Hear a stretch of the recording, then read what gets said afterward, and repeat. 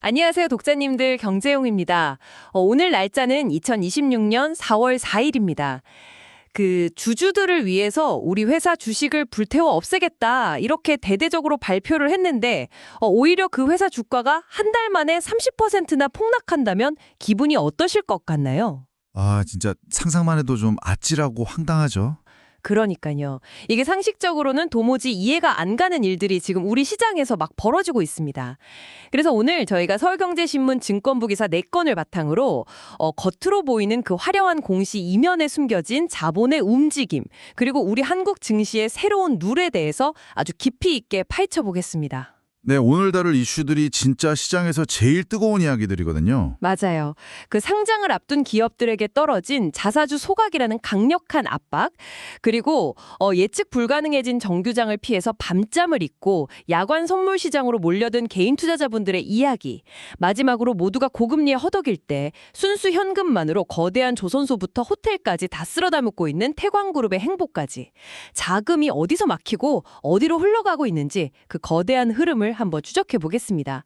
기자님, 일단 그 자사주 얘기부터 좀 해볼까요? 네, 최근 자본시장 자금 흐름을 보시려면 가장 먼저 자사주라는 키워드의 돋보기를 딱 들이대야 하거든요. 상장사들은 물론이고 이제 막 주식시장에 발을 들이려는 그 비상장사들한테까지 한국거래소에 엄청난 압박이 지금 가해지고 있는 상황입니다. 맞아요. 거래소가 그 기업 공개, 즉 IPO 주관하는 증권사 실무진들을 불러 모아서 예비심사 청구하기 전에 기업이 들고 있는 자사주 싹 다 소각해라, 이렇게 아주 강력한 지침을 내렸잖아요. 네네, 맞습니다. 아주 이례적일 정도로 강한 지침이죠. 이게 사실 어떻게 보면 포커판에 새로 들어온 플레이어들한테 그 본격적인 게임 시작하기 전에 테이블 아래 몰래 숨겨뒀던 가장 좋은 칩들 전부 공개하고 아예 없애버려라, 이렇게 강제하는 거랑 비슷한 느낌이거든요. 기존 주주들 입장에서는 꽤나 뼈아플 텐데 정확히 어떤 룰이 바뀐 건가요? 이 모든 변화의 그 중심에는 지난 2월에 국회 본회의 통과한 3차 상법 개정안이 있습니다. 이 개정안의 핵심 메커니즘이 바로 자사주 소각 의무화인데요. 기업이 자사주를 취득하면 임직원 성과 보상용 같은 아주 제한적인 목적을 제외하고는 무조건 1년 안에 불태워 없애야 한다는 겁니다. 그러니까 거래소 입장에서는 이 바뀐 상법의 취지를 선제적으로 상장심사에 적용하겠다, 이런 의지를 보인 거네요. 구주 매출, 그러니까 기존 주주가 보유한 주식을 상장 과정에서 시장에 내다 파는 방식이잖아요. 기존에는 이걸로 회사가 현금을 아주 쉽게 챙기는 관행이 있었는데 이 길이 막힌 거군요. 그렇죠. 그 회사 금고에 있던 주식을 신규 투자자분들한테 넘기면서 그 돈을 대주주 호주머니로 가져가는 쏠쏠한 현금 창출 루트가 완전히 차단된 겁니다. 근데 기자님, 제가 이 데이터를 좀 뜯어보다 보니까 약간 한 가지 의문이 들더라고요. 처음에는 이게 단순히 꼼수 상장 막으려는 그 시장 투명성 제고 조치인 줄 알았거든요. 근데 이걸 최대 주주의 지분율 그리고 세금 문제랑 딱 연결해서 보니까 오히려 가족 경영 중심의 대주주들을 옥죄는 아주 치밀한 압박 장치처럼 보이기도 하는데 제가 너무 앞서간 건가요? 전혀 앞서간 게 아닙니다. 아주 정확하게 시장의 이면을 꿰뚫어 보셨어요. 그게 바로 이 룰에 숨겨진 핵심 역학이거든요. 자, 이걸 숫자로 한번 쉽게 생각해 보겠습니다. 전체 주식이 100주인 회사가 있고 대주주가 40주, 그리고 회사가 자사주로 20주를 들고 있다고 쳐보죠. 네, 40주랑 자사주 20주요. 여기서 이 자사주 20주를 상장 과정에서 구주 매출로 팔면 대주주의 지분율은 40%로 그대로 유지되면서 회사는 막대한 현금을 확보하잖아요. 네, 그렇죠. 근데 바뀐 규정대로 이 20주를 소각해버리면 어떻게 될까요? 전체 주식수가 100주에서 80주로 확 줄어들죠. 대주주가 가진 40주는 그대로인데 전체 모수가 80주가 됐으니까 대주주의 지분율은 가만히 앉아서 40%에서 50%로 훌쩍 뛰게 됩니다. 돈 한 푼 안 들이고 지분율이 높아졌으니까 대주주 입장에서는 경영권 방어하기 좋아져서 무조건 이득 아닌가요?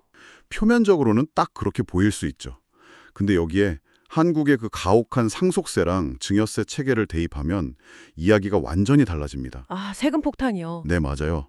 대주주 지분율이 높아진다는 건 향후 2세나 3세한테 경영권 승계할 때 내야 할 세금 규모가 진짜 기하급수적으로 커진다는 걸 의미하거든요. 지분율이 일정 수준 넘어가면 경영권 프리미엄이 붙어서 최고 세율이 적용되니까요. 와, 그러니까 거래소의 이번 지침은 그냥 신규 투자자 보호하겠다는 명분을 넘어서서 상장 준비하는 오너 일가한테 너희 세금 폭탄 감수할래? 아니면 상장 미룰래? 이걸 강요하는 엄청난 압박인 거네요. 정확합니다.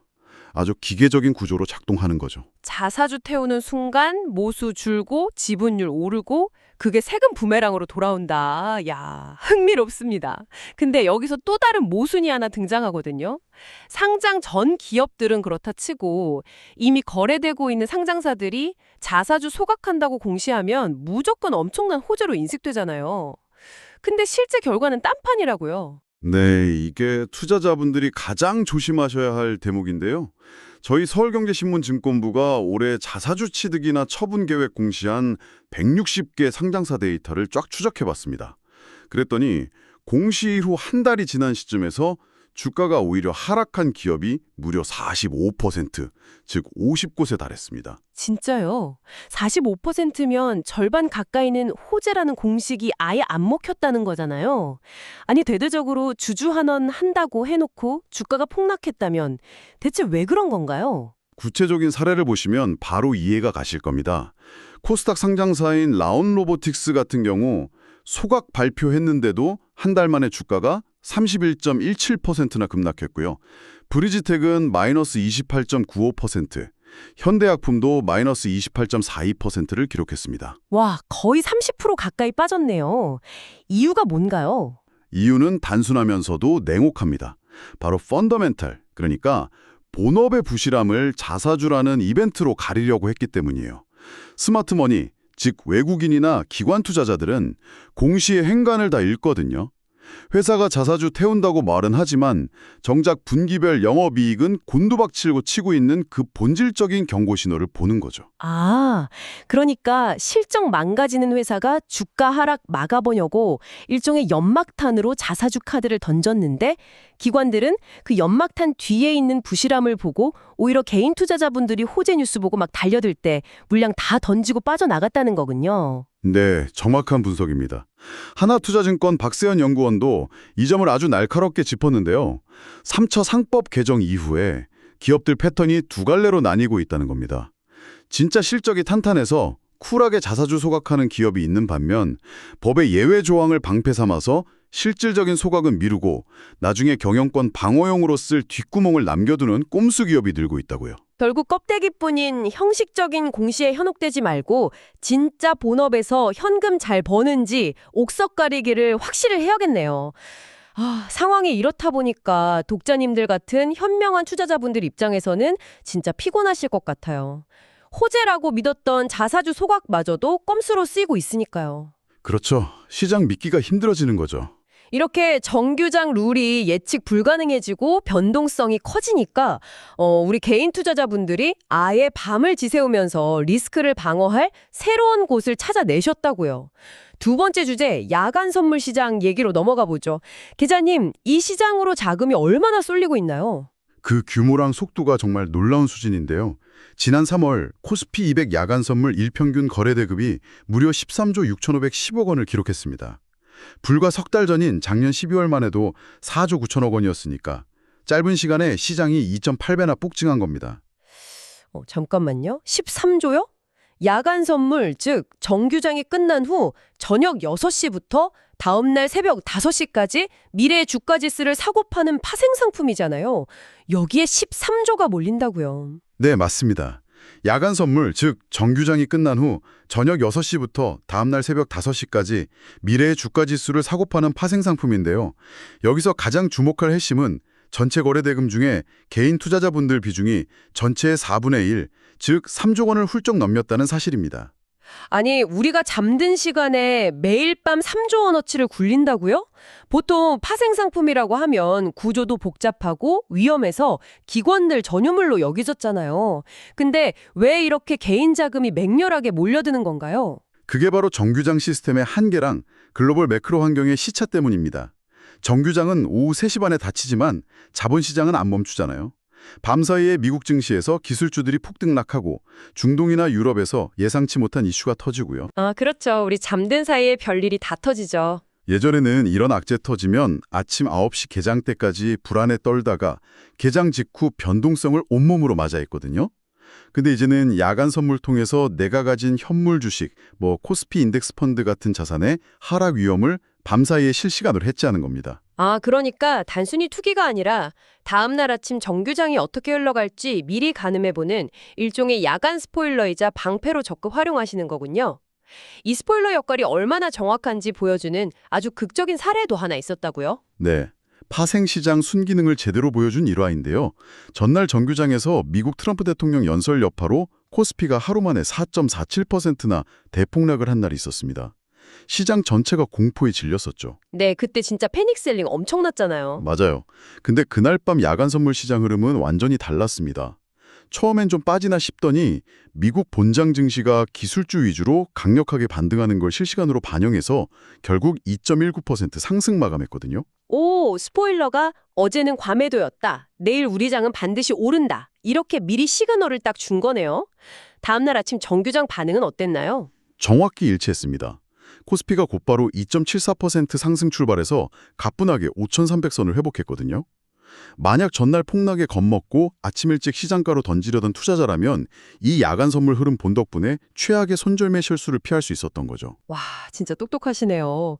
거래소도 이런 수요를 인지하고 내년 말에는 파생상품 거래 시간을 아시아 최초로 아예 24시간 체제로 연장할 계획이라고 하니까 우리 투자자분들 치열함이 정말 대단합니다. 자, 근데 개인 투자자분들이 이렇게 밤새우고 고군분투하는 동안 완전히 다른 차원에서 거대한 먹잇감을 조용히 삼키는 곳이 있다고요. 세 번째 이슈, 막강한 현금 실탄을 쥐인 태광그룹의 M&A 행보입니다. 네, 저희 서울경제신문 단독 보도인데요. 태광그룹이 중형 조선사인 K조선 인수의 유력한 단독 후보로 급부상했습니다. 본입찰에서 기존에 경쟁하던 사모펀드들이 자금 조달 벽을 못 넘고 다 떨어져 나갔거든요. 딜 규모만 구주 매각의 신주 발행 합쳐서 대략 7천억에서 8천억 원에 달하는 매머들급 거래입니다. 네, 7, 8천억 원이요? 아니 기자님, 솔직히 저는 이 대목에서 아주 예리한 의문이 듭니다. 지금 시장 전체가 고금리 장기화로 돈가문 겪고 있잖아요. M&A 큰손이라는 사모펀드들도 조달금리 너무 비싸서 멈칫하는데 기업 단독으로 이런 조단위 딜을 어떻게 하는 겁니까? 그게 바로 태광의 무서운 점인데요. 아니 게다가 제가 보니까 태광이 최근에 코티아드 메리어트 남대문 호텔 인수하고 애경산업이라는 뷰티 기업 사고, 동송제약 사고, 호텔, 화장품, 약국 이러다가 이번엔 뜬금없이 거대한 배 만드는 조선소잖아요. 막강한 자금력은 알겠는데 이거 너무 이질적인데 모아놨을 때 진짜 시너지가 날까요? 승장의 저주에 빠지는 거 아닙니까? 아주 예리한 반론이십니다. 겉보기엔 그냥 묻지마 쇼핑처럼 보일 수 있죠. 근데 그 이면을 보면 치밀한 전략적 베팅이 숨어 있어요. 일단 그 엄청난 자금력의 비밀은 압도적인 부동산과 순수 현금이 있습니다. 태광이 재계에서 엄청난 땅 부자거든요. 장충동 부지, 성수동 알짜배기 땅 등등 투자 부동산 가치만 1조 3,400억 원을 넘깁니다. 더 무서운 건 지금 당장 꺼내 쓸 수 있는 현금성 자산만 4,265억 원이에요.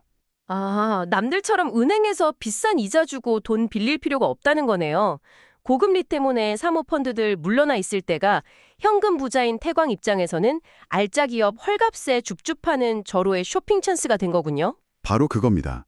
이호진 회장 등 경영진은 지금 위기를 포트폴리오 대전환 기회로 삼은 거예요. 최근 신사업 총괄 정인철 부사장이 공동대표로 승진하면서 드라이브를 걸고 있죠.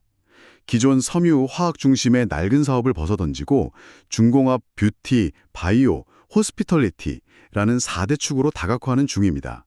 K조선 인수가 그 중공업 파티의 활용정적인 셈이고요. 아, 이제 퍼즐이 싹 맞춰지네요.